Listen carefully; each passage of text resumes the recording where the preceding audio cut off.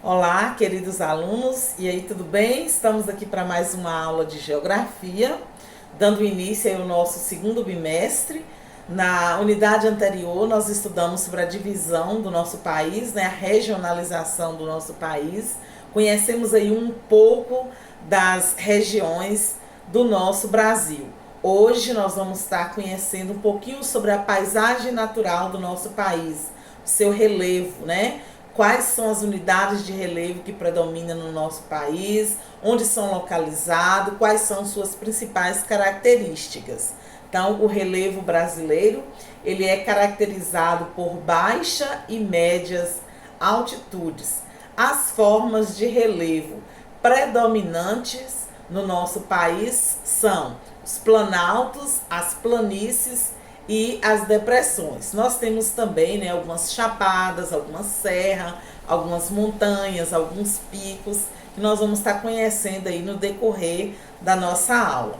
Então, ambos as unidades de relevos, né, no nosso território ocupam grandes áreas, né, com uma aceitação características de cada região. Nós temos aí as planícies, né, que é de origem sedimentar, que ocupa aproximadamente 5% do nosso país, sendo que 95% são formados por planaltos e depressões. Então, o nosso relevo, essa classificação, ela se dá, né, por algumas colocações, algumas características sedimentares de cada região. Então, essas classificações, elas se deu a partir de 1940, quando Haroldo de Azevedo classificou o relevo brasileiro apenas como planalto e planícies, né? E essa classificação se deu a partir das suas altitudes, né? As planícies com superfícies planas e os planaltos, né, com superfícies mais elevadas. Já em 1960, o relevo brasileiro recebeu uma outra classificação por Aziz Abdi Sarber, né, que apresentou aí que a planície brasileira seriam terrenos que predominava a sedimentação, principalmente aí no estado da Amazonas e também no estado do Mato Grosso, que nós temos aí umas planícies que mais se destacam, que são as planícies amazônicas e as planícies matogrossenses. E os planaltos como terrenos em que prevaleciam os processos de desgaste. Em 1995, Jurandir Rosa, né, classificou aí o relevo brasileiro com uma observação através de alguns levantamentos, né, considerando também uma estrutura geológica, né, associando-se algumas informações com o processo da erosão, da sedimentação e gêneros do relevo terrestre. E essa classificação também, né, se deu por Jurandir Rosa 3 formações, que seria as depressões, o planalto e a planície, que são as classificações que nós temos aí na classificação atual. Então, os planaltos, também chamados de platões, os planaltos são terrenos elevados, planos marcados por altitude acima de 300 metros e que predomina o desgaste erosivo. Quanto a isso, são classificados de acordo com formação geológica. Nós temos os planaltos sedimentares, nós temos os planaltos cristalinos e temos os planaltos basálticos, né, formados por rochas vulcânicas.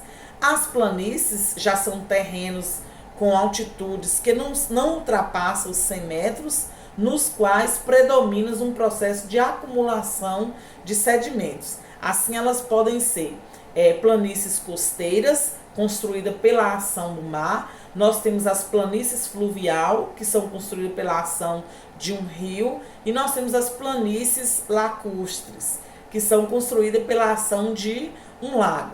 Já as depressões são formadas pelo processo de erosão. Nessas depressões são terrenos relativamente inclinados, que possuem altitude baixa, áreas ao seu redor de 100 a 500 metros de altura. São classificados como depressões absolutas, que são localizados abaixo do nível do mar, e depressões relativas, que são aquelas encontradas acima do nível do mar. Então nós temos alguns planaltos aí com bastante destaque no nosso país, né, com altitude bem consideráveis mesmo. Nós temos as serras, que são superfícies alongadas com topos irregulares, né, muitas vezes isoladas. Geralmente são conjuntos de montanhas antigas que foram desgastadas, né? Nós temos a imagem de algumas serras. As planícies também apresentam aí características próprias da sua região, como eu coloquei, tem a planície amazônica, mato-grossense, que são as mais conhecidas no nosso país. E a questão das depressões relativas e absolutas, ela recebe a classificação de acordo à sua colocação, né, de acordo de onde são encontradas. E nós temos a planície amazônica, e essas planícies, elas são, na sua maioria, com grande sedimentação. Nós temos aí também algumas depressões, como sertaneja e periférica, a sertaneja, como o Vale de São Francisco, a Serra das Chapadas, no sertão nordestino, né, que são encontradas esse tipo de depressão. Nós temos aí as periféricas, que ocorrem de jazidas de carvão mineral, né, terrenos também à base de rochas sedimentares, e são encontradas principalmente esse tipo na região sul de Santa Catarina. E nós temos o exemplo da depressão sertaneja do São Francisco, né, na Chapada Diamantina.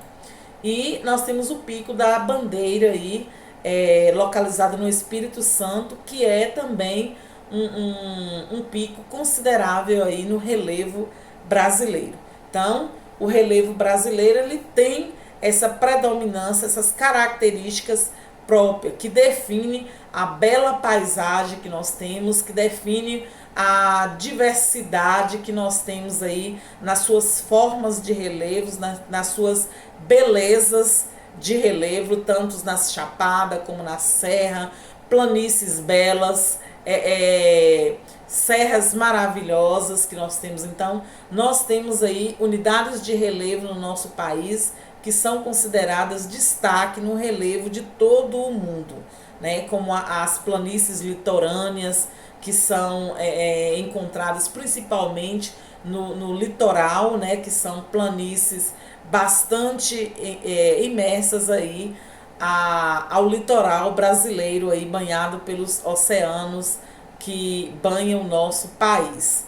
E no mais, vocês podem estar observando também no livro de vocês, que tem um conteúdo aí que traz belas imagens do relevo brasileiro e as suas principais características. Então, assim fica classificado o relevo brasileiro: planície, planaltos e depressões, cada um com as suas características próprias, certo? Então, a nossa aula de hoje fica por aqui e até a nossa próxima aula.